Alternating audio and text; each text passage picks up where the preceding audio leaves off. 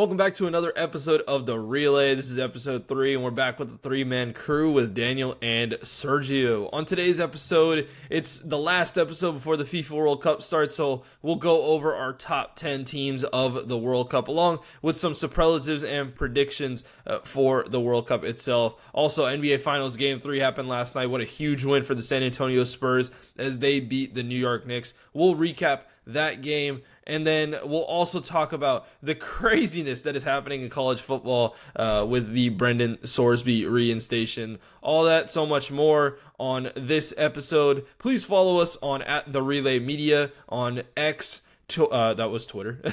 X, Instagram, YouTube, TikTok, and Threads, where you can get a lot of more information, including short videos on those platforms. Other than that, sit back, relax, and let's run the relay.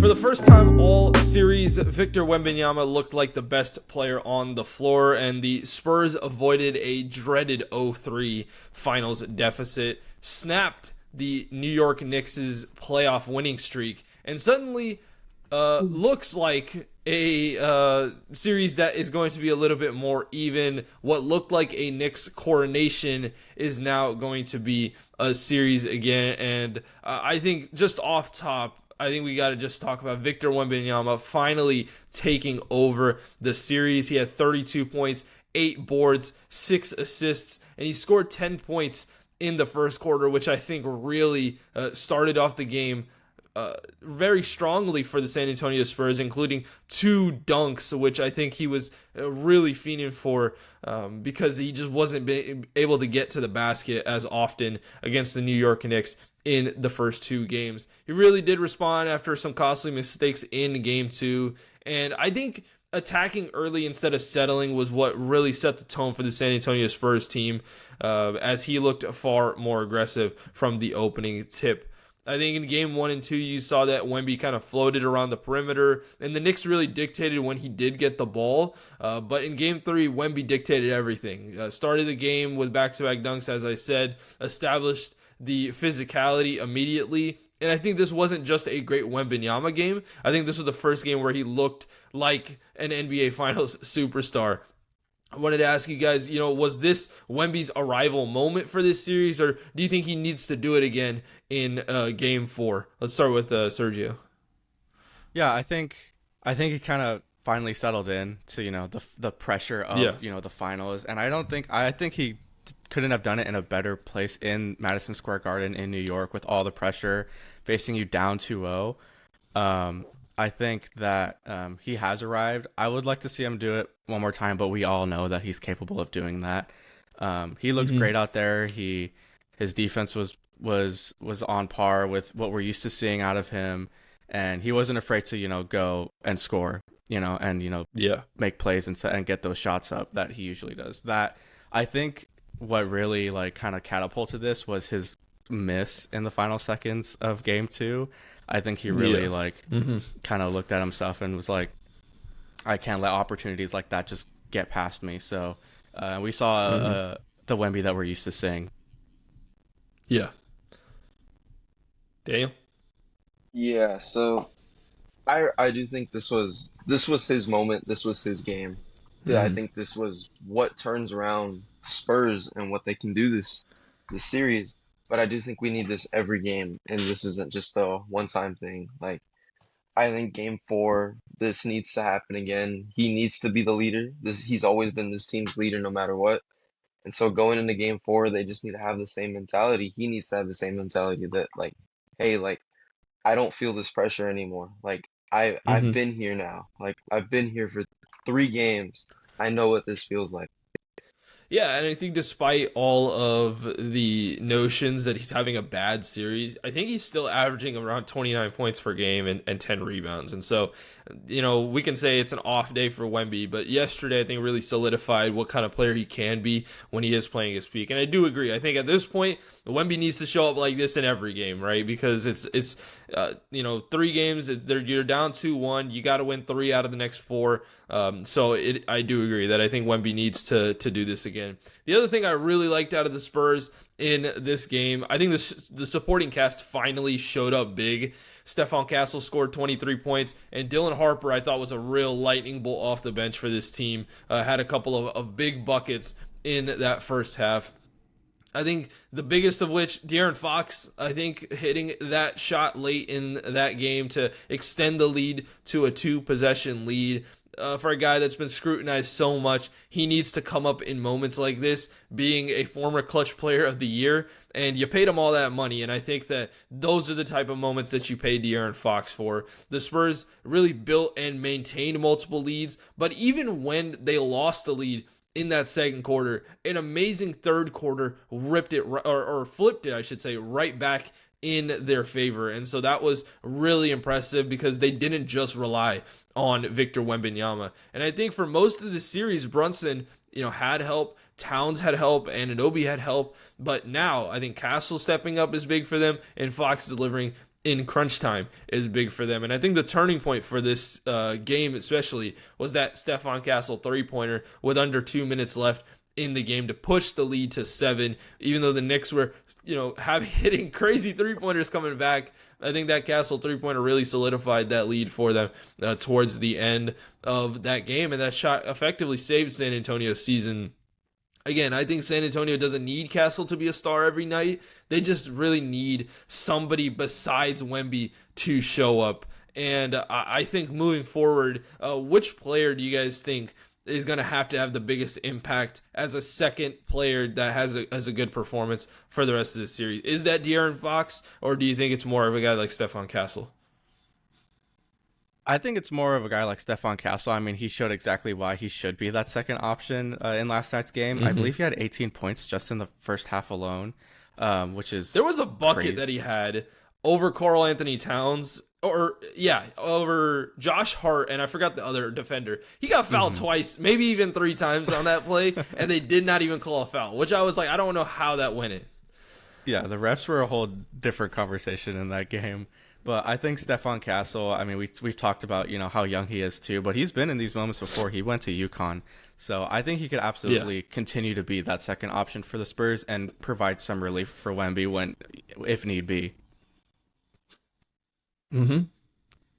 Yeah, I think it could be either or with Stephon Castle or De'Aaron Fox, but I think to me it would be De'Aaron Fox because just his veteran status and what he brings to this team. Yeah, like they're already in the finals, but having that veteran status, especially in moments like this, is always going to be great just to help keep your cool down. And I think we saw in game 2 what De'Aaron Fox can do as a second man because he was that guy in game 2. Obviously things didn't go their way game 2, but he was still there and he put up a great game. And to have more of that from De'Aaron, I think that's what helps propel this Spurs team to a comeback.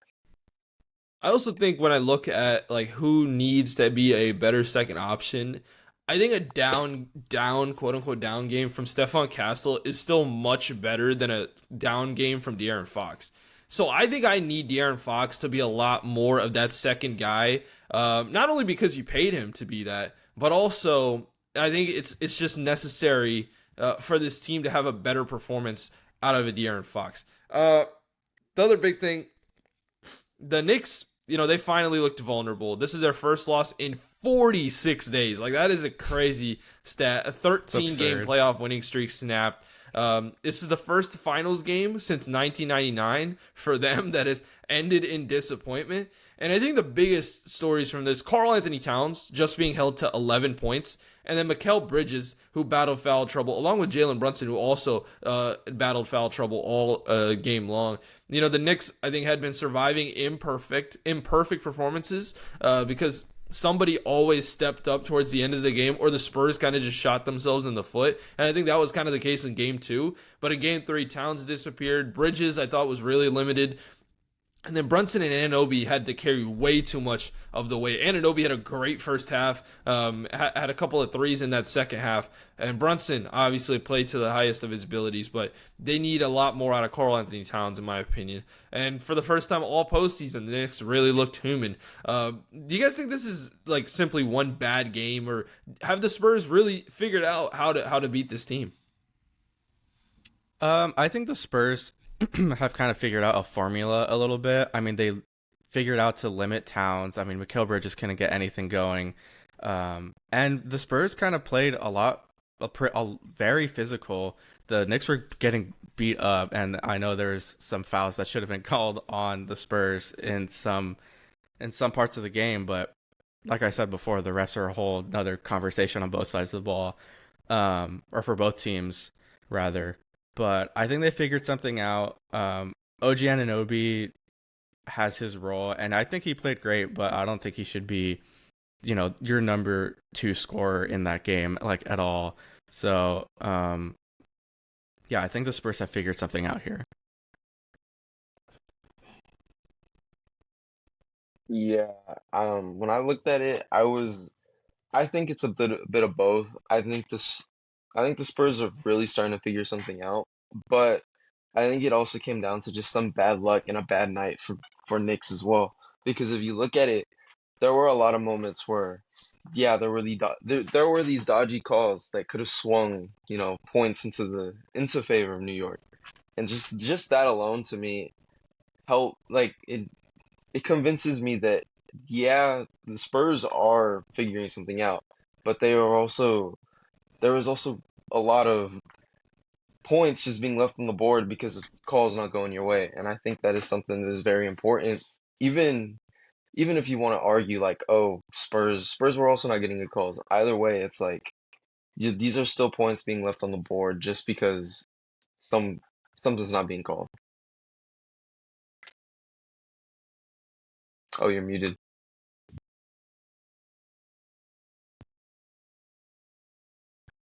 You're muted. Yeah,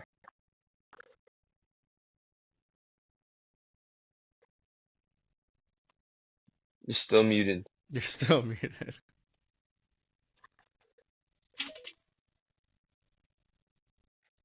Tanvir, you're muted. You're still muted.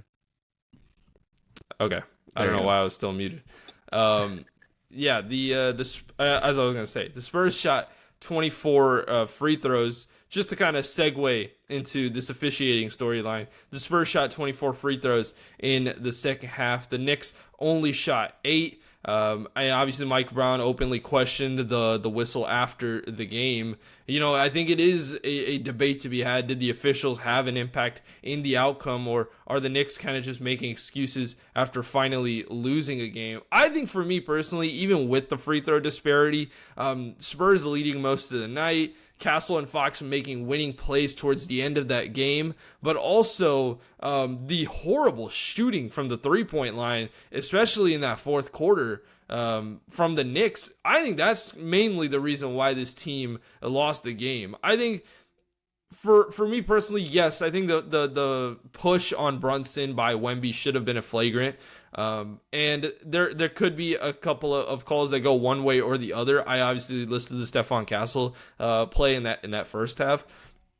I think that the Spurs driving to the basket as much as they do compared to the Knicks is the reason for that disparity. And I truly do think that with the Spurs getting that free throw disparity, a lot of it is because of that, not necessarily because they're just missing calls on one side or the other. And I just still think the Spurs made the winning plays at the end of the game, and I don't think it was too much of an officiating conversation besides that Wemby push on Brunson, which I do agree should have been a foul on him.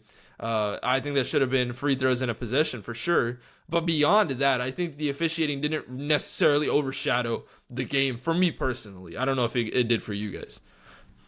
Yeah, I think. There was only or No, go you ahead. Go ahead. okay. There was one moment in the game where it was late in the fourth. I think it was a drive killer. It was when the Spurs were waiting to challenge a play, but they were waiting to see more replays on it in the arena. And so when they were waiting, But they also restarted the game without the referee's discretion. That was the other thing.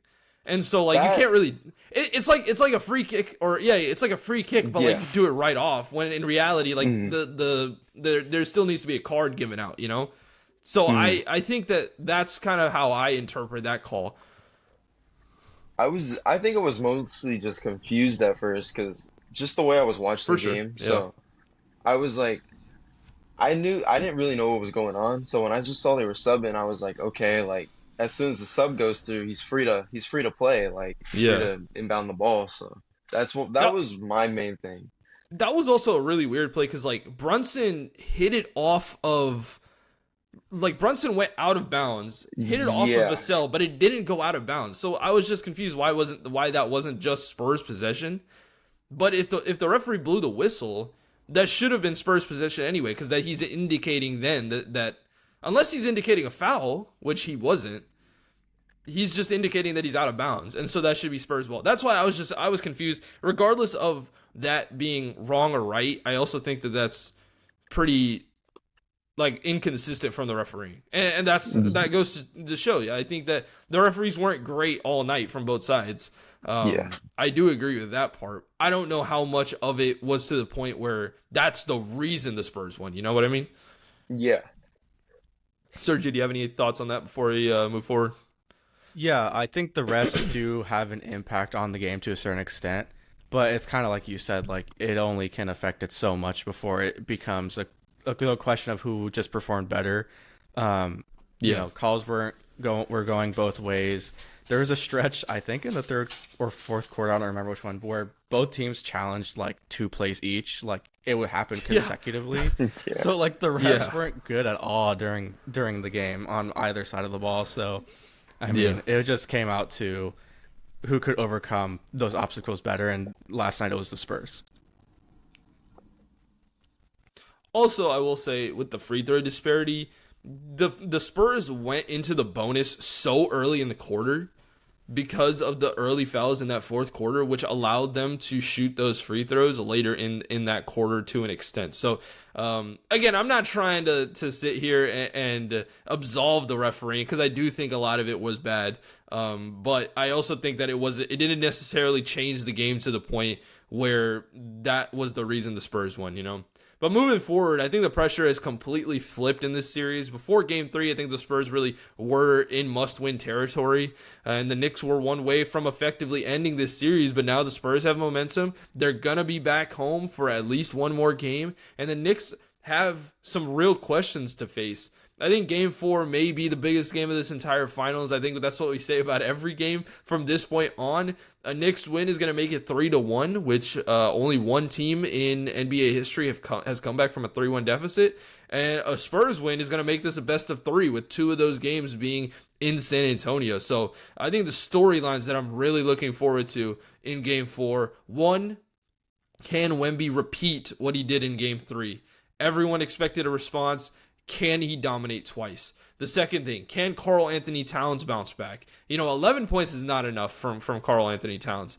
Refs and all, that guy has to be better from three-point range, but just in general in the scoring department. The Knicks need their second star, and he has to come up big in Game 4. And then the third question is who wins the momentum battle. I think the Garden atmosphere kind of felt like a championship celebration even before tip-off. They felt like this series is over. They're going to sweep the Spurs. But now with this loss, I think the pressure is back onto the Knicks here. And I don't know why we have a fourth Sergio in this call. I don't know what that happened, but regardless of that, I think the Spurs didn't just win Game 3. They changed the conversation. And for 2 games, this looked like the Knicks championship to lose. And then Victor Wembanyama reminded everyone why he's the most young, terrifying player in basketball. The finals aren't over, in my opinion. I think they've just started. And I think Game 4 is going to be a real key indicator for the series in the future. Before I ask everybody else, what is more likely to you guys? The Knicks win in 5 or the Spurs win in 6?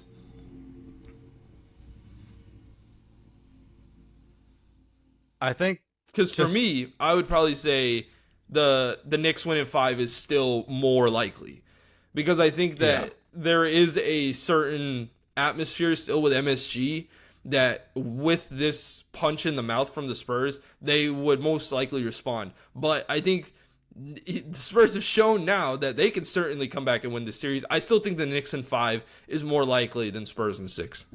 Yeah, that's what I was gonna go towards. I think like statistically speaking, like I think Knicks in 5 is like more likely to happen. But what I want to happen is the Spurs Yeah. to win again, so I keep watching this NBA Finals. Yeah. It has been a crazy one. Daniel, Yeah. what do you think? Knicks in 5 or Spurs in 6? I think it's Knicks in 5, just with the way Okay. momentum can go. If the Knicks go and win tomorrow, I think just the way momentum would lead going back to San Antonio. It's like they've already won their first two there. What makes them think they can't finish No, the series there? for sure. Yeah. I think that there is a certain aspect to San Antonio with their backs against the wall, which we've seen over these last couple of series, especially versus Minnesota and OKC. And I think it would be difficult for the Knicks to win in 5. I think realistically, Knicks in 6 is probably the most likely option out of everything that's going to be going on over these next couple of games. But you never know. I think the Knicks, it's all in how they respond. I think if they lose game 4, I think they're going to lose this series. I just think that with San Antonio having 2 of the last 3 games, I don't see the Knicks beating the Spurs in game 5 and game 6. I just don't see that.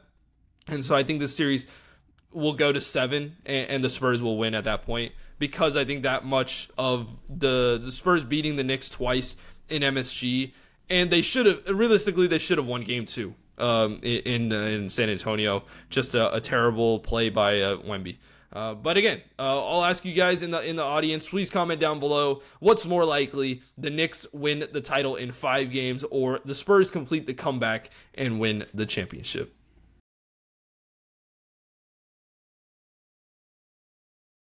Moving on to our next segment, Brendan Sorsby, the quarterback for the Texas Tech Red Raiders, is eligible to play football again. But the real story is that a player who admittedly placed thousands of sports bets wagered on games involving his own team and was ruled ineligible by the NCAA just got punishment blocked by a judge. To me, the question isn't whether Texas Tech got its quarterback back. The question to me is whether the NCAA can enforce gambling rules at all at this point, if all they need to do, the people that are caught with this type of situation, just need to go to a judge and get it fixed at that point. So let's just talk about what Brendan Sorsby actually did. He placed thousands of wagers over a 4-year span. These wagers exceeded $90,000 in bets. Activity occurred while he was at Indiana, Cincinnati, and Texas Tech. Previously I believed it was just at Indiana, but these new reports that are coming out, especially on ESPN.com, say that this had been happening at all 3 colleges that he has been at. He used accounts belonging to other people, and then he sent money to friends to place wagers for him. So it wasn't necessarily him making the bets by himself. In actuality, he was sending money to friends so they could wager for him. He made 40 bets involving Indiana football while he was on the roster, and 2 of those wagers were reportedly against Indiana outcomes. I think it's interesting, or important, I should say, to point out that this wasn't a one-time mistake. A few bets happened on the Super Bowl, but this was years of repeated activity. Nobody is disputing the facts here. The entire case, to me, centers around what the punishment should be for Brendan Sorsby. Let's just take a stop here. First of all, what do you guys think about this situation overall? And what are your thoughts about what happened in terms of the NCAA having no choice at this point to take this injunction? I think that it kind of ruins the integrity of the game, even more so than everything else that has happened up until this point. He literally knew that it was wrong because he was having other people bet for him. Like, he knew what he was doing. You can't just be like, oh, I was a young kid, I was making a mistake, I don't know what I was doing. No, you knew exactly what you were doing.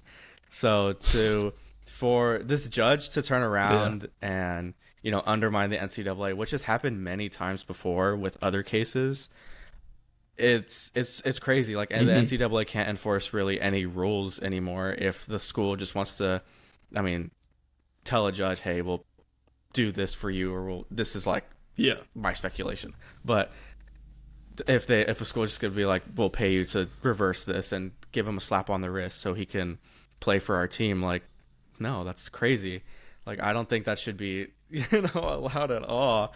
And I think it's good that, getting ahead of myself, I think it's good that Big Ten teams are like, no, we're not going to play you anymore. Like, we're not going to schedule you. Like, yeah, your quarterback did something wrong and you're just going to not do anything about it. That's insane.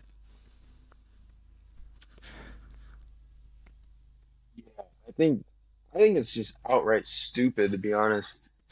The fact that an NCAA college can just go to a judge and just flat out request for something to be essentially pushed over to the side, like, hey, like, it's gone, make it disappear. I think that's stupid. I think it ruins what any college sports stand for. And like it kind of takes away what it means to be a student athlete, really, because when you're a student athlete, you're presenting yourself to the highest degree. And just having something like that on your record, obviously that's not good. And just the fact that it is like it can be public knowledge that you can go to a judge and just get rid of something like that, it's not a good look at all. And it ruins your image, it ruins the school's image, and just ruins the integrity of the game. Yeah, Josh Pate, one of the college football YouTubers that I follow, he laid this out perfectly, right? What do the people that self-reported feel about this, especially the ones that self-reported to NCAA sanctions early on in NCAA, like in the early 2000s, right? Even through this last year, Fresno State, I'm pretty sure, self-reported that whole gambling incident that happened with the Fresno State basketball team, right? And so how do those people feel at the end of the day if they could just go to a judge and get this injunction for themselves? I think it's a terrible precedent that has been set. And I think, Sergio brought this up about the Big Ten teams. It is something to be said that now there are going to be teams that say outright, we refuse to play against Texas Tech. And I think that's kind of like the only path here. Because at the end of the day, do I have any thought that the NCAA could do something about this? I have nothing. Nothing in my mind thinks that the NCAA is going. I think they'll try, but I don't think there is going to be any validity to what they do. And the NCAA at the start, they felt like they had no choice, right? Sports gambling is viewed as the biggest threat to competitive integrity. Betting on games involving your own team is considered to be one of the most serious violations possible. NCAA rules clearly prohibit this conduct, and obviously they argued that if it doesn't force these rules consistently, it loses credibility. So now you're at this point where if Brendan Sorsby plays in the fall this year, that could happen anyway, right? This was a point of contention that I thought, in this college football sphere, that there's everybody that's differing opinions on how big the college football playoff should be and how much NIL should be given out to every team. Should there be a cap on it? This was the one thing where everybody agreed that gambling on sports should not be a thing at all.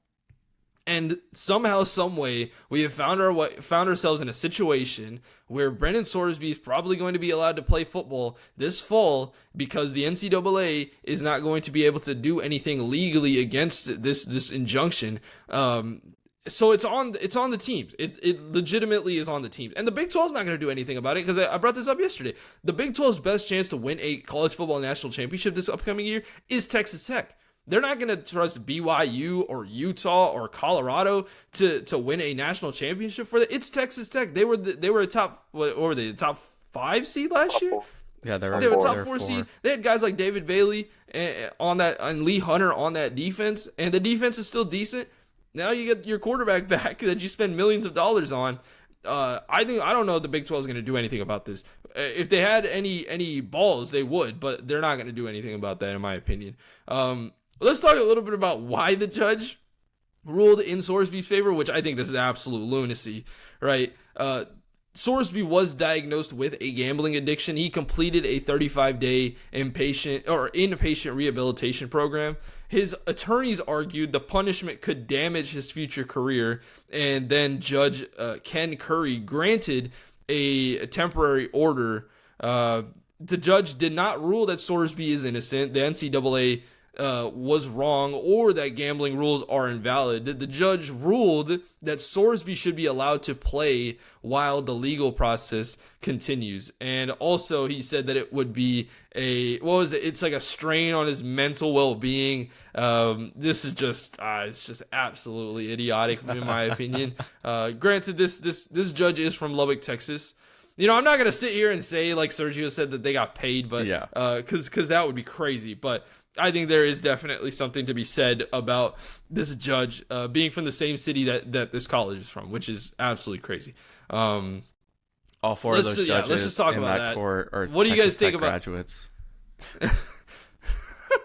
Well, the judge is actually a University of Houston graduate, which is actually, you know, being Texas Tech versus Houston is a rivalry. That's crazy. It is quite hilarious that it has turned out. But what do you guys think about this decision and what it means for Brendan Sorsby's future and this being a marker on his mental health? What are we doing? What are we doing? Like, come on, let's like I get lawyers like can frame that way to get the outcome that they wanted, and it happened. They won. They got what they wanted. But at the same time, like, this 35 days, are you serious? Like, that's nothing. Like, for 4 years of doing what he did knowingly, like, no. Like, no. What do you mean? And I saw a tweet, I think about a Notre Dame team in 2013. They had a player cheat on a test, and that school suspended him, that player. So it's like, Texas Tech has every chance to, you know, do the same thing and punish their player that they know was doing something wrong, but they're not going to do it because, you know, they're trying to attempt to win a national championship, which is not going to happen, by the way. So you know, it's kind of like you're in a crazy situation now because the NCAA is now like thinking, what do? We kind of have no power over this anymore to enforce these rules, which is crazy from just an institutional standpoint and an organizational standpoint. Like, what do you mean? It's become 4 letters. It's become 4 letters. That's what it is. Yeah, pretty much. Like, NCAA became soft. Yeah, we need to bring back the old transfer rules at this point. But yeah, you know, you talk about that Notre Dame player now. Yeah, you talk about that Notre Dame player, and I was like, I wonder if that Notre Dame player, I don't know who it was because I can't remember, but like, was he on the level of Brendan Sorsby? Because I don't think like if he was as important to the team as Brendan Sorsby, they would have done the same thing. Yeah, like, if this was some third string linebacker, they would have ejected him from the college. Like, let's be honest here. This is a quarterback that they've paid money for, NIL money for. Millions of dollars are going to Brendan Sorsby, and that's kind of the main reason why I think that this is such a topic where Texas Tech isn't going to do much about this, right? Daniel, what thoughts do you have real quick on the judge ruling about this Sorsby incident? I think my thing is it just comes back around to NCAA. Yeah. Because they really don't do anything. They're kind of just like a pushover now. Because you see it with other instances as well, like Trinity Chambers case, where it was just like you could sue for an extra year. Like, it's just, I think it's crazy. You can basically like go to any rule in the NCAA rule book and basically be like, I'm gonna sue you for it and win and get exactly what you want. I think this is more of the NCAA just becoming soft at this point and not enforcing their own rules for the I don't know if they think it's for the benefit of the fans or it's the benefit of the schools, but something really needs to be done on their standpoint too. Yeah, and I think to myself, what oversight did this company, or this organization, I should say, really have at the end of the day, right? Like, they were taking away Heisman trophies from Reggie Bush. They were you know, sanctioning teams for a multitude of reasons, and you know, some of it rightfully so, that they should have been sanctioned. But Now, I think that this organization has no teeth to it. There's no spine to this organization. As I said before, it is legitimately just 4 letters with a blue circle around it. Like, there is nothing else that the NCAA is anymore besides a logo. And unless something happens legally within the next couple of months, which if the NCAA does decide to pursue higher legal action, this is going to take a long time. I don't expect this decision to be made before the start of the NCAA season. So I think Brendan Sorsby is going to play for Texas Tech this year. Wild. Which, again, it's asinine as much as it is, but I think the timetable is going to be super difficult. So again, the only way that I see there being a opportunity for Texas Tech to kind of get screwed in this situation, which they should, is the teams, the conferences like the Big Ten did, saying we are not going to play Texas Tech in a football game. You can make that argument for any sport if you really want to do that, right? And then I think that really pushes Texas Tech to kind of cut Brendan Sorsby at the end of the day. But then what are the chances that Brendan Sorsby could just show up on another roster? Yeah. And I don't know what the rules are about that. If somebody gets cut like that, especially in this time frame, like in June, can he just show up to another team? I don't think he can, but I mean, what do I know at this point, right? Transfer to some FCS. This is yeah, right. Go to Montana State, huh? The precedent is really what everybody's freaking out about, right? The NCAA penalties are increasingly being challenged in court. You know, if athletes can obtain injunctions before the season starts, they may be able to play before the cases are resolved, as I said, right? By the time the case reaches a final decision, eligibility may have already been exhausted. Because Brendan Sorsby, this is his last year. So it's basically a timetable from June to August. Can the NCAA do something? And I just think that there's no way that they can. You know, the concern really is not everyone is going to start gambling, but everyone now has a blueprint for fighting NCAA punishments.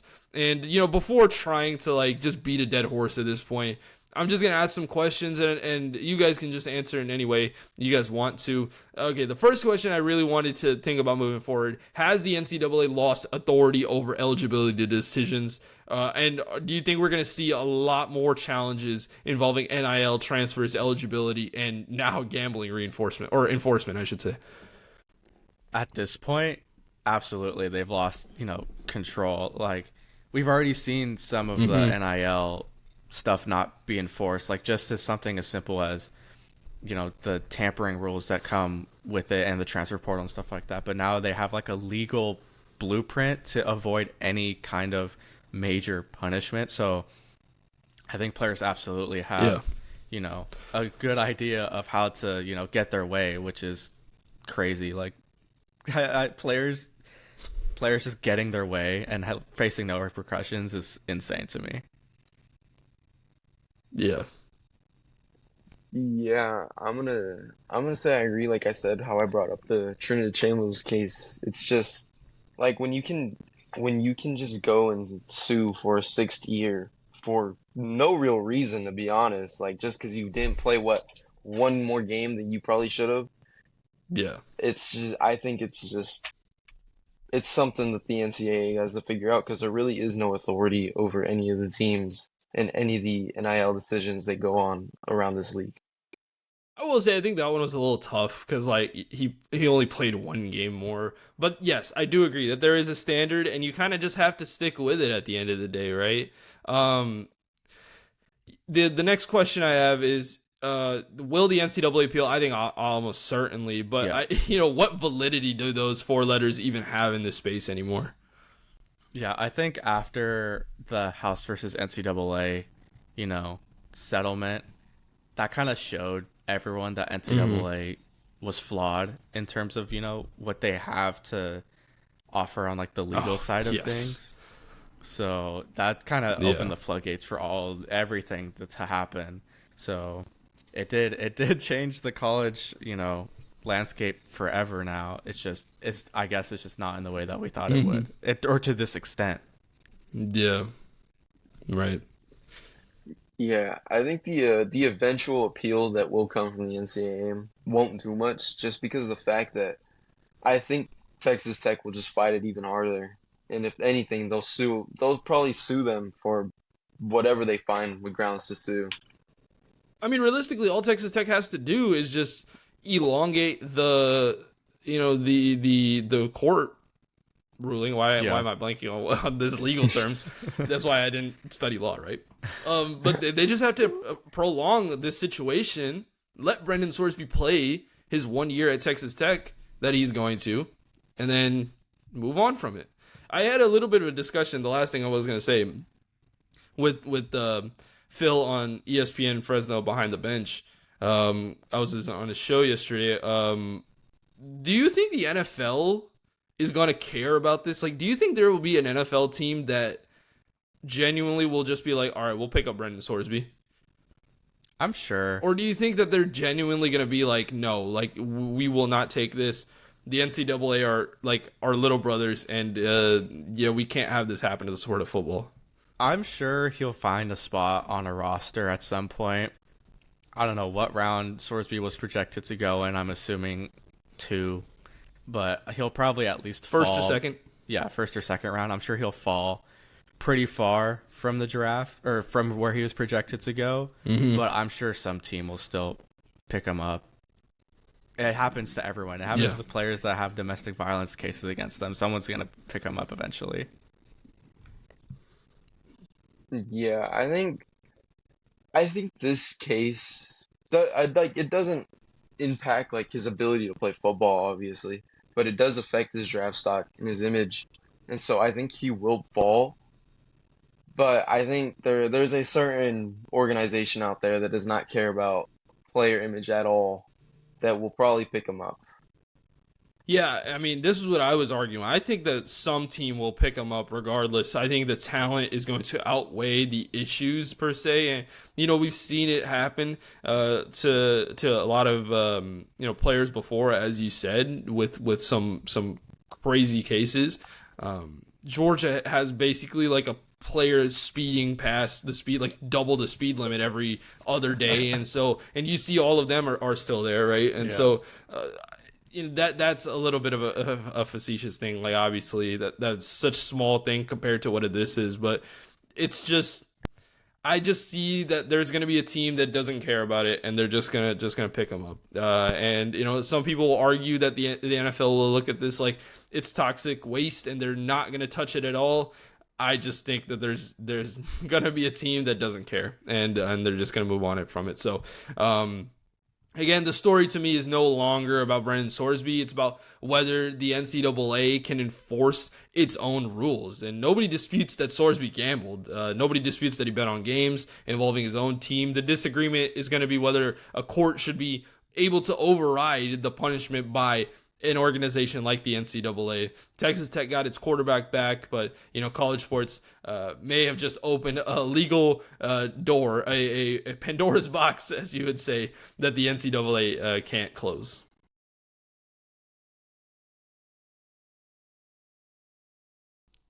The FIFA World Cup is a couple days away now, and we wanted to really hit hard on the FIFA World Cup over the back two segments. So on this segment, we're going to talk about our personal top 10 teams. We'll all give a power ranking 1 through 10 for the best teams in the FIFA World Cup.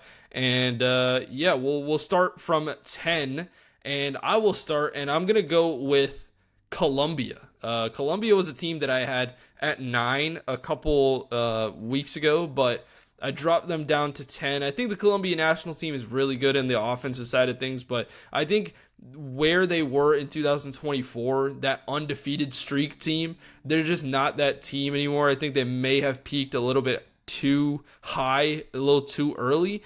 But I still think that this team has the players to get a dark horse World Cup championship run in them. So give me Colombia at number 10. Sergio, what's your number 10? I've also got Colombia at 10, Yeah, kind of you're for good. the same reasons. Okay. So Sounds good. Daniel? Call me crazy, right? Same So, same no, colors I in will the I will call flag. you crazy right now. I'm putting Ecuador at 10. Okay, all right, all right. I think I love this defense. I think Ecuador has one of the best defenses in this tournament and this midfield as well. You know, I know you have the likes of Moises Caicedo who's able to drop back into defensive coverage as well. Well, while I don't think this is going to be a fun style of football to watch because it'll be a lot of defensive football, I Haramba. think that exactly. But I think they are a sneaky contender to go very far in this tournament just because of how good their defense is. Now Yeah, you have the likes of Enner Valencia, you know, at attack, and I know but there's it's a just couple him. others I can't name. Yeah, it's really him. There's a couple others I can't name that I do know, but Is it's Paez just still on Ecuador? yeah. Paez is still Yeah, playing. I know there's Federico Viñas, I think too. No, he's yeah. Uruguayan. There's someone else. I'm thinking someone else. Mm. But yeah, Yeah, I mean, Ecuador I for echo 10. those sentiments for sure. I think Ecuador's defense is probably top five in the world. I mean, to go into CONMEBOL qualifying and only allow the amount of goals that they did, I think it really shows that they're a really good team. But I have real concerns with their offense. I think I'm just questioning where those goals are going to come from. You know, Moises Caicedo was scoring goals in the 2022 World Cup, but you really can't rely on that 100%. Enter Valencia was just in the Golden Boot race somehow from the start of that tournament. So I like Ecuador. I don't know if I like them in my top 10, but I think they're a good team to have. I'm going to move on to my number 9, and it is the Dutch, the Netherlands. They were originally my number 7 team a couple weeks ago. I've dropped them down to 9 2 spots. I think this Dutch team, they have a little bit of an injury issue, and that's part of the reason why I dropped them. Jeremy Frimpong is out. Xavi Simons is going to be out. But I still think the team is constructed really well. They have an underrated midfield, in my opinion. I think this midfield is really, really good. They still have Cody Gakpo up top who can score goals. You know, he scored a goal for Liverpool over these last couple of years. And I think that Cody Gakpo is still a good player. He had a really good 2022 World Cup as well. So I'm kind of expecting a World Cup like that. The defense, Mickey Van de Ven is still there. Virgil van Dijk is still there. Their goalkeeper, I think, could be a little bit of an issue, but they have players that are at top quality around the entire pitch, whether that be the defense, the midfield, or the attack. So the Netherlands is my number 9 team. I do have a little bit of an issue with their injuries, but I still think that they can get past some of the lower level and even teams that are on the same level as them. So yeah, give me the Dutch. Okay, I'm gonna go with Senegal for my 9 team. Okay, Need an African team in there, and they've been good for sure. Everything that I've seen, about them, just everywhere is that they've got just a good team overall, and they Yeah. lost to Morocco in the Africa Cup, right? So I yeah, don't know. that's a little bit of a contentious thing. So technically, Senegal beat Morocco, but Yeah. because of a what was it, like an appeal from Morocco towards Yeah. the CAF, which is the African Uh-huh. Confederation, they got given the African Cup of Nations. So yeah, there's a bit that's a crazy story for another day that I'll talk to you about. But that's quite funny. Yeah, Senegal technically I would say did win the AFCON, but there's a contentious That's situations. so funny. All right, Daniel, Okay. what's your number 9 team? So my number 9 is going to be Belgium. I think Okay. no matter what, when we go into these World Cup years, I think Belgium is they're always going to be in the race. You know, they're always going to be talked about because realistically, Belgium has some pretty good history from these past couple World Cups of just how good they've done. And just again this year, you know, we saw a bit in, you know, the FIFA windows how they played against the United States and Mexico. Yeah, well, they're not tough opponents. They still played pretty good. And just I think Doku up there is the key to this attack this time around. He's young. He's I think he's one of the better attackers in the Premier League. And just Yeah. the fact that he's got the midfielder I like to call in KDB. Granted, he's a lot older now. This is most likely his last World Cup. Yeah. I think there's still a chance for this team to make a run, go far. Yeah, Belgium was a team that I think I was really low on last year, but they've kind of grown on me a little bit over these last couple. They didn't grow on me enough to the point where they were in my top 10, but I have them right outside of it. I have them currently sitting at 14. So and they have a group that I think they have the chance to make a deep run because of the permutations of how this knockout stage would work out if they were to win the group. So I think that certainly lends itself to Belgium possibly making a deep run in this tournament. All right, let's go through these quickly because, we spent a lot of time on those first two segments. Number 8 for me is going to be Germany. They went up from number 12 to number 8 for me in this ranking. Sure, they have some injuries as well. Leonard Karl is going to be out, which sucks for Germany, but they still have some great attacking threats in Jamal Musiala and Florian Wirtz. And the striker position, I will say, is one where I am interested to see how they play. They have Kai Havertz up there, but can the goals kind of continue for this team? But Germany I think is a really good team still. Their defense, I think Schlotterbeck and Tah will be good enough for this team, but that offense still has some dynamite in it. And Joshua Kimmich, I think, is one of the best CDMs who can also play fullback for this team. So give me Germany at number 8. In light of the information I just learned, give me Morocco for 8. Okay. Yeah. Morocco's a good team for sure. Yeah. Daniel, what's your number 8? 8, I'm going to put Portugal. I feel like I should have put them a little bit higher, but just with some of these teams that are up there, I think they're all pretty even. But I think this is one of the best midfields in the tournament this year. And then you have Ronaldo. You're always gonna have a chance with Ronaldo, no matter what. Well, you see Ronaldo versus Chile, dude. That header was 41-year-old Ronaldo. Man. My number 7.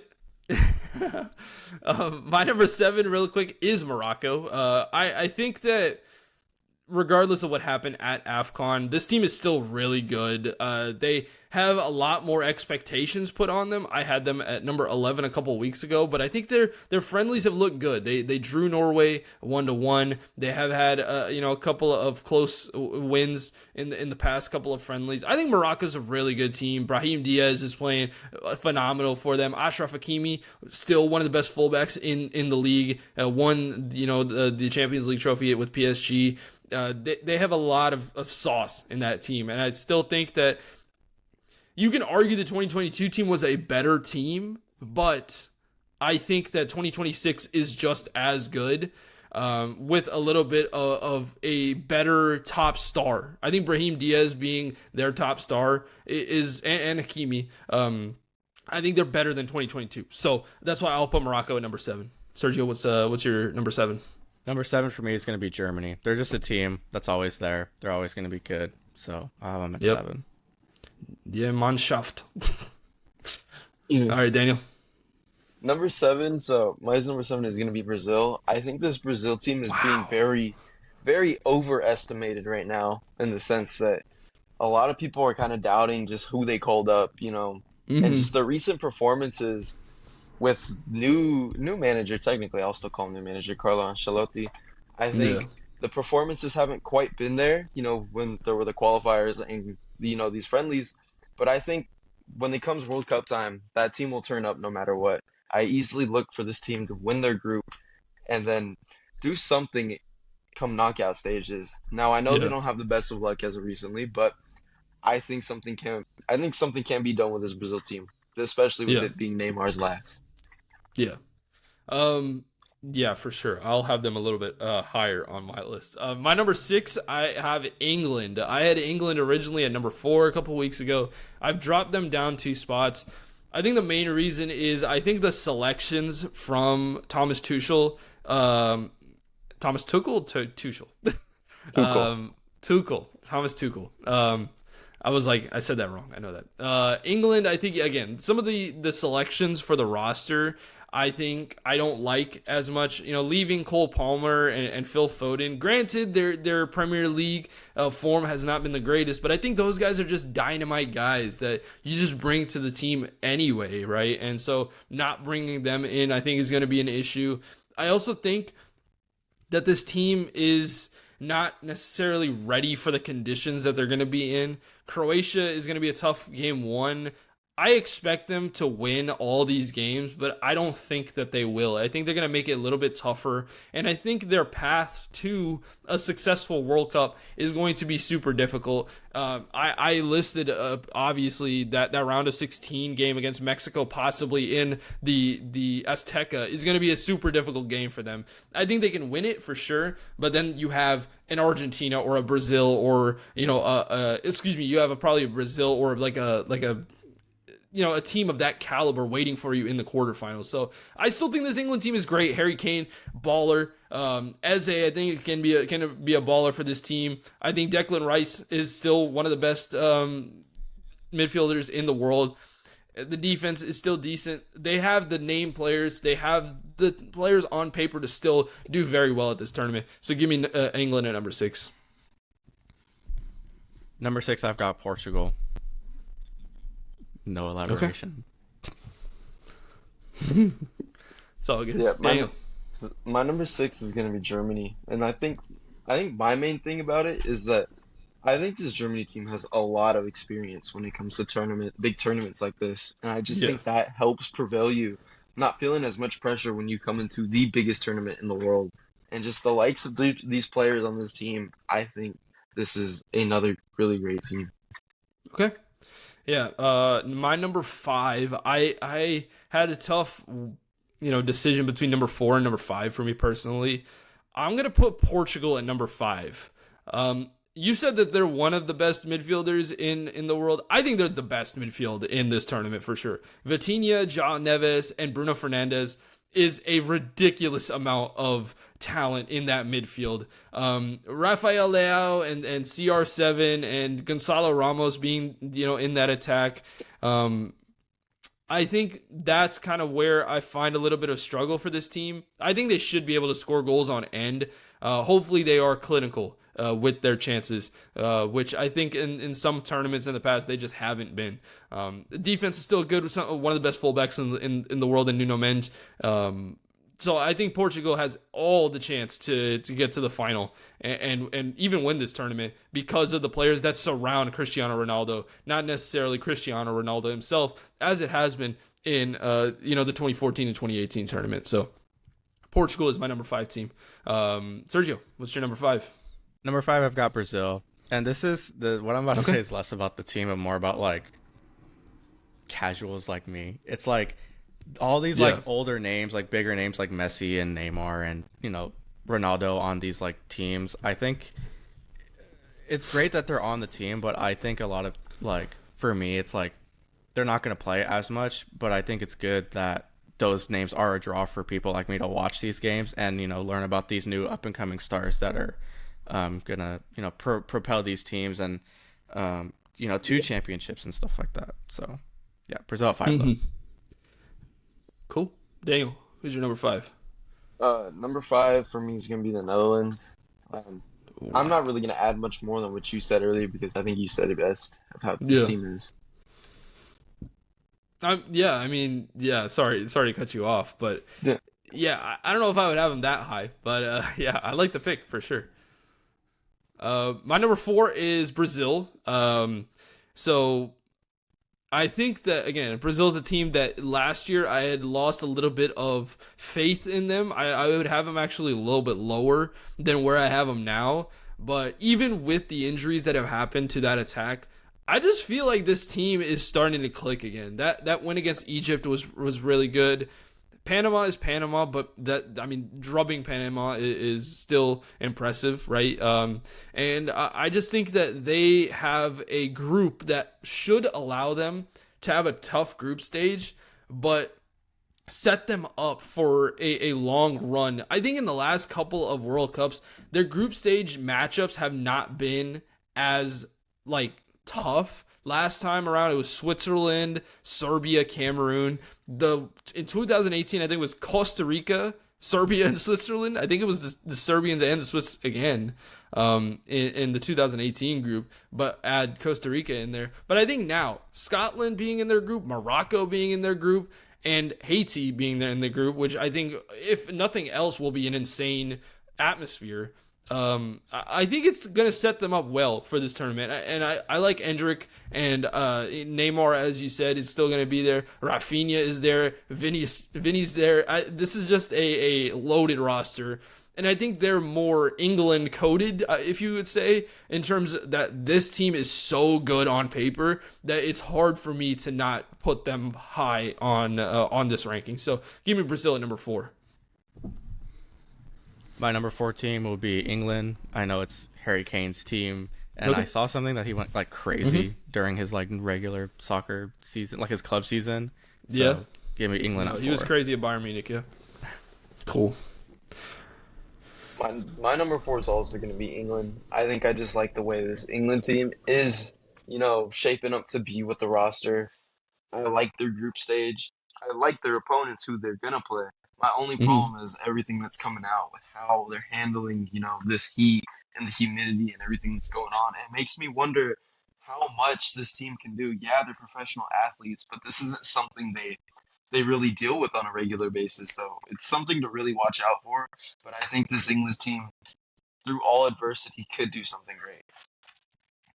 Yeah, I was looking at their matches. I know they're playing in AT&T Stadium against Croatia. Croatia is their toughest opponent, and it's going to be indoors. So I think that could lend them to a win there. Panama and Ghana are outside, obviously, but I don't think it's going to be that bad for them. I also think that they're complaining a little bit too much because once the game starts, the adrenaline is just going to take over. So whatever.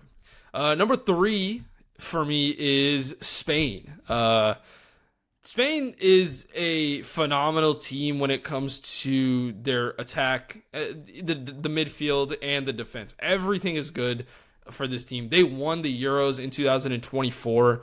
I find that it's interesting that Spain has hit a little bit of a goal-scoring drought per se, not really like not scoring at all, but they're finding it difficult to score against some of these defenses. They drew Iraq 1-1. Sure, it may have been a rotated roster. That's my only thing with Spain, and maybe with Lamine Yamal coming back from injury, he's going to unlock a different set of an offense for them.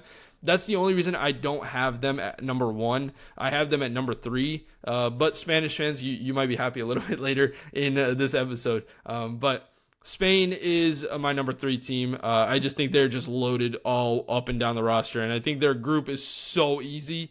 They should really, get some momentum out of that. So give me Spain at number 3. My number 3 team is going to be Argentina. I know that Messi finally got his World Cup last time, but I don't think it's going to happen again. Even though they are a very talented team, I've got Argentina at 3. Okay. Be careful, you might make a fan base mad. But for me, I also have Argentina at number 3. I like the team. I like, they're shaping themselves up to repeat and defend their championship. I don't think back-to-back champions are really something that happens as often though, and that's like my main thing of why I have them a little low. And I just have 2 more teams that I think are better than this Argentina team. But with it being Messi's for real last dance, I think this team won't go down without a fight. Okay. My number 2 is going to be France. I had this team at number 1 originally, but their loss to Ivory Coast, I bumped them down 1. This team is still stupid in the attack. Like, when you have Ryan Cherki and Michael Elise and Kylian Mbappe as some of your offensive players, and on top of that, you have Thuram and just an insane boatload of riches on the offensive side of the ball. This team is going to be so hard to stop from goals being allowed against them. I think Iraq, Senegal, and Norway are going to be bombarded with some goals against this team. They've been to back-to-back World Cup finals, and I still think that this team with Didier Deschamps is good enough to get back to another World Cup final. The offense, again, as I said, but this midfield, they still have some great players, and I think tactically, France is starting to look, they're waning a little bit, in my opinion. I saw that against the Ivory Coast, but I still think the individual sauce of this team is going to propel them above a lot of other teams in this tournament, and they're kind of looking like a Real Madrid, but a little bit better for me personally. I think France still has the team to get the job done and win 2 World Cups in 3 years. So give me France at number 2. For number 2, I've got Spain. I know they got that 17-year-old. I know they're an up-and-coming team. But there's one more team that I think is better than them, so Spain too. He's not 17 no more. It's like Jason Tatum. When everybody was like, he's still 19. So my number 2 is going to be France. Okay. Like you said, this attack is stupid crazy. There's really not much more to say than what you said. I love the vibes of this team. The vibes of this team are unreal. All right, yeah, we'll just wait for Sergio to reconnect, but we'll just continue without him for right now. My number 1 team in the World Cup going in is Argentina. I know that you guys had Argentina a little bit lower because of the rosters of France and Spain just looking better. I still think that Lionel Scaloni is the best manager in world football.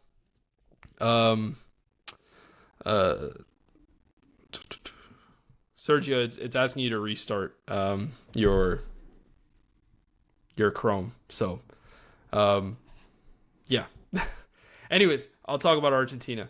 In the meantime, Argentina, I think, still has the best manager in world football in Lionel Scaloni. They have pedigree in world football tournaments, whether that is Copa America or whether that is the World Cup.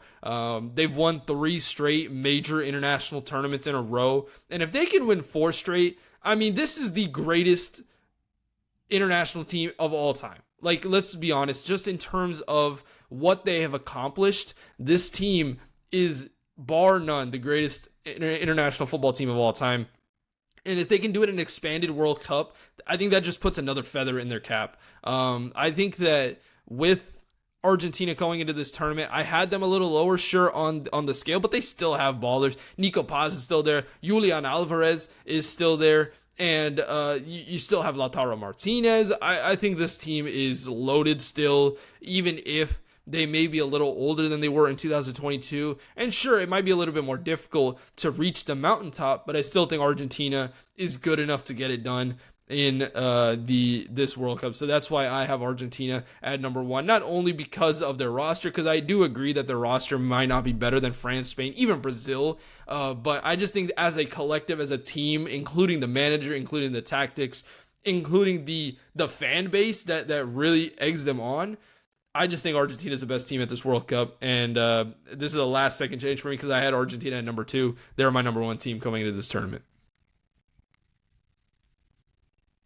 All right. Sergio, who's your number 1 team? My number 1 team is France. Kind of going off of what you guys said, their attack is insane. You got Mbappe, who went crazy the last World Cup, so I've got France winning this thing. Spoilers. Yeah. So, my number 1, it was always going to be Spain. Always was, always is. You know, they're on that crazy streak of they haven't lost a game in it's been like 28 games or something like that. And I really think that this team is the most informed team coming into the World Cup. You know, I think if Lamine was healthy, that would further prove my number 1 pick. But this team's getting Lamine back no matter what. It's not a matter of if, it's a matter of when. Whether he comes back at the end of these group stages or the first round of the knockouts, Lamine helps propel this team to the max. And even without them, this attack is still really good. And just I think this Spain team is young, can do crazy things this tournament, and well, I'm not gonna say it's gonna be unexpected because it really is expected, but it's just with the young core that this team has, I think they're here and they're gonna dominate for a long time. Yeah, I think the top three is pretty much a consensus. It's between Argentina, France, and Spain. We all had a different number one, but again, all three of these teams can go out there on their day and make some fireworks. Are there any honorable mentions before we move on for who could have been in your top 10? I have five teams that could have been in my top 10, but they weren't. Senegal is one of them.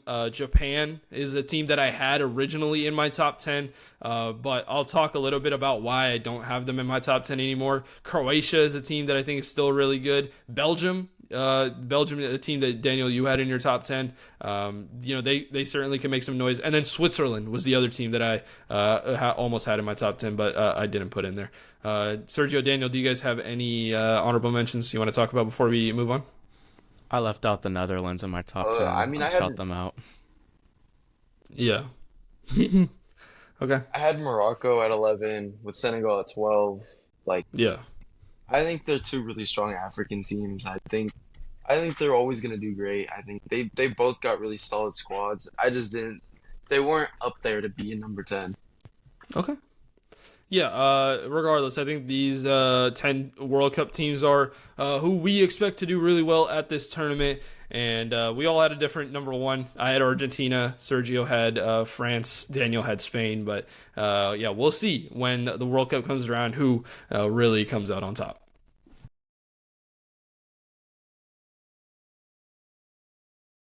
All right, last segment to go. We're gonna put our money where our mouth is. Sergio had to dip, so we have just me and Daniel, and we're gonna talk about some FIFA World Cup superlatives. So I'm obviously going to talk about a category, and we're just going to go back and forth real quick, and talk about who we have in that category. So let's go quickly. Dark horse team. Daniel, you can go first. Dark horse can mean a lot to me, Yeah. but to me, I think dark horse just because I'm gonna keep mentioning them a lot. It's gonna be Ecuador. Ecuador Okay. to me is the dark horse of this tournament, just because they haven't historically Ecuador hasn't done much when it comes to the World Cup, and I think this is the year where they've got a strong squad, strong Hmm. defense, with an offense that if it prevails, it'll help benefit this team a lot. And Yeah. so to me, it's like I think this team could easily make it to a round of 16. Okay. Yeah, for me, it's Switzerland. They have a rock solid unit. They have some really underrated attackers.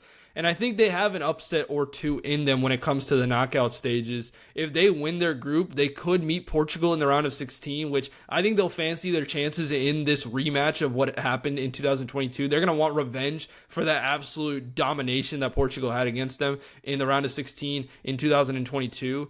I think they could pull off a huge upset or two, and they haven't really punched above their weight all that often when it comes to the Euros or the World Cup. I think they beat France in the Euros, did they not? I think in the last Euros.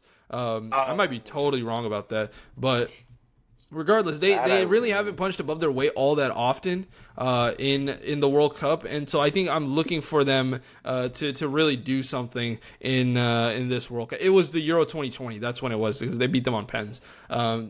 I think they have it in them, and I think Switzerland can certainly do that. Some other candidates I have for dark horses to make possible deep run in this tournament compared to their expectations. The USA, Mexico, Turkey, Egypt, and Ecuador was the other team that I had as a possible other candidates. Let's move on quickly to biggest group stage surprise team. So we have a positive and a negative for this one. Let's start off with the positive, Daniel. Who do you have as the biggest positive group stage surprise team? I think the most positive group stage surprise can be Bosnia and Okay. Yeah. Right?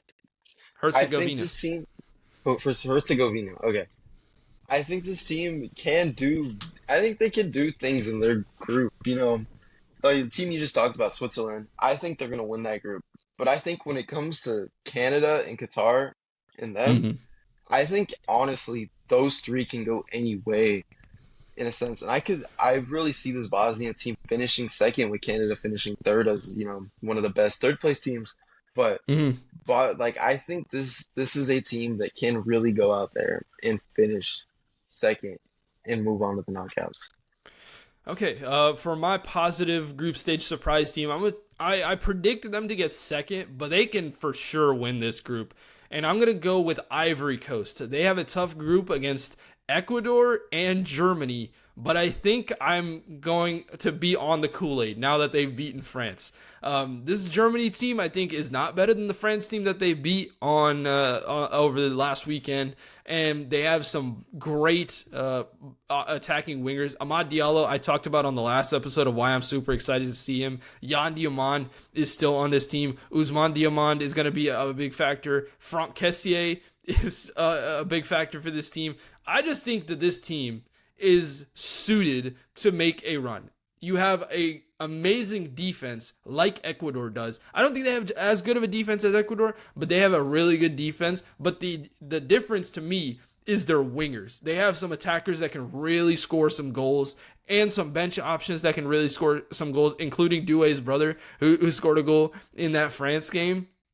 I think Ivory Coast can certainly win their group in Group E. I don't predict that to happen, but I think they certainly can.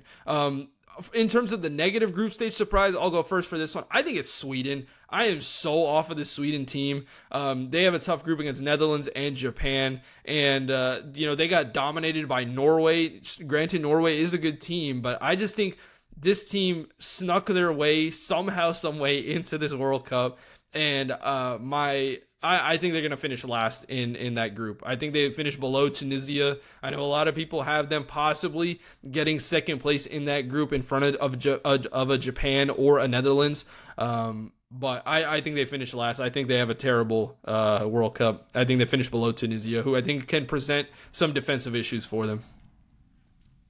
Yeah, so for me, I think speaking of Norway, I think Norway's my biggest, negative surprise. Okay. I'm not I gonna say agree with Norway's you a bad. here. I'm not gonna say Norway's a bad team because Norway is a great team, but this group that they're in, Yeah. it's tough with Senegal Mhm. and France. I think those are the big dogs of this team. Senegal is a really good team. I think Senegal is better than Norway. Yeah, you got Yeah. Holland, but I don't think this Norway team has what it needs to move on from the group stages. I think Iraq can even present a bit of a problem, and if you say you lose to France, draw with Senegal, that Iraq game can destroy any hopes of you going out into Yeah. the knockouts. Yeah, I still think that they'll make the knockout round as a third place team, but the biggest thing I have with a lot of people that have Norway going far in this tournament is Norway has never been, they have not been in a major international tournament in forever. They haven't qualified for a lot of the Euros in recent history, and they also have not qualified for a lot of the World Cups in a long time. And so I think that could present a little bit of a danger for them. Some other positive that I almost put, Jordan. I think Jordan could surprise a couple of people in that group with Algeria, Austria, and Argentina. And then negative, Saudi Arabia. I'm so down on Saudi Arabia. This team is just not as good as they used to be last World Cup, and even then, they shocked a lot of people with that Argentina win. But it's I'm not gonna go out here and say it was a fluke win because I actually think they played really well in that game. But it comes off that way because of how they performed in AFC Asian qualifying. All right, now let's move on to the Golden Boot winner. Who do you think wins the Golden Boot, Daniel?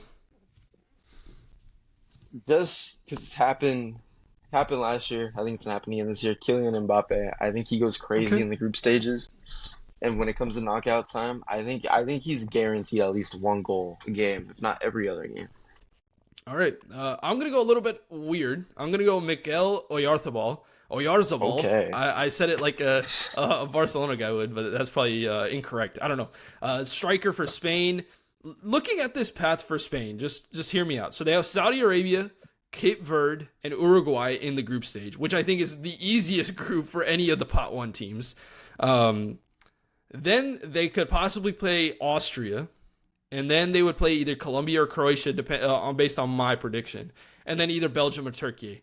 I think he'll have great service from players like Yamal, who will be back in this in this tournament, Pedri and Ferran Torres. I almost went with Lamine Yamal, but I think that he won't play for the first game, and so I think Oyarzabal will have a mix of a very easy group stage that I think will provide some goals and a deep run with their team. And I think this kind of becomes a perfect recipe for success. So I'm going with Oyarzabal as my Golden Boot winner.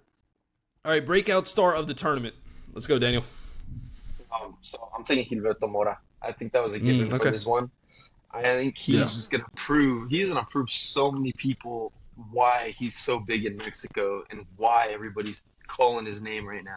And it's already like a given that there are gonna be scouts out there watching him, seeing what he can do. And I think he proves to everyone why he should deserve and will get a Europe move in the next coming years.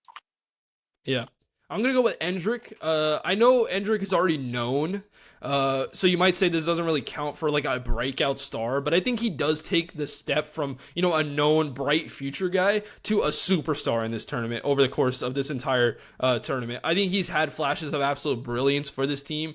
And obviously with the injuries to the Brazilian attack, I think it was Wesley, who got injured a couple days ago. I think he's going to have to step up a little bit more. He has the goal scoring ability, and I think combined with a deep run potential, I think Endrick will be my breakout star of the tournament. Not necessarily going from like some guy that we don't know to some guy that we do know, kind of like James in 2014, but more of a guy that is known right now as, the future that I think will this will be his star-making performance for this tournament.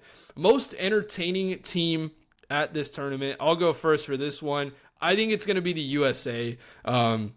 The offense is elite for this team with guys like Christian Pulisic and Fuller and Balogun and Giovanni Reina, Weston McKennie, Serginho Dest. All of these guys are so good on offense, but the defense is also leaking goals without the guys like Chris Richards in there. Maybe with Chris Richards back, this USA team could be a little bit more lockdown, but I think that this kind of provides a perfect recipe for a very entertaining team at this tournament. The U.S. also being a host of this tournament is going to create a raucous environment and atmosphere for these games. And I think their ceiling provides for some insane upsets. Like if they hit their ceiling, to me, they're going to upset a big team in the round of 16 or the round of 32 and get to the quarterfinal. I think quarterfinals is their ceiling for me personally, but their floor is also they get grouped. And so that also provides for a crazy elimination. And I think the USA is going to have the most entertaining games at this tournament. Paraguay, Australia, and Turkey are going to provide for some fun opponents. And I think because of that ceiling floor dynamic, because they can go so high, but they can also go so low, that's why I think the USA is going to be the most entertaining team at this tournament. I didn't think for this category, I didn't think of it how you thought of that because I just chose France just because of the fact that, I mean, you can't go wrong. I think, you can't go wrong with it. And I think just given, their group stage games, I think there will be lots of goals scored and that's very entertaining. And then France loves to take their time when it comes to knockout stage games. Takes their time. Makes their games not necessarily difficult, but keeps you on the edge of your seat, waiting for when that goal is going to come in. Yeah, for sure. I think France is kind of like the one. If I was looking at it in your way, then I would have probably picked France because of just the amount of insane attackers that they have.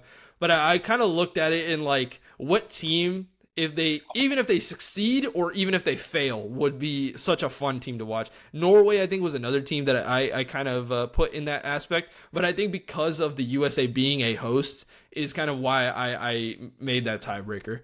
All right, we got a couple more things to do. Most disappointing team. Daniel, I'll let you go first on this one.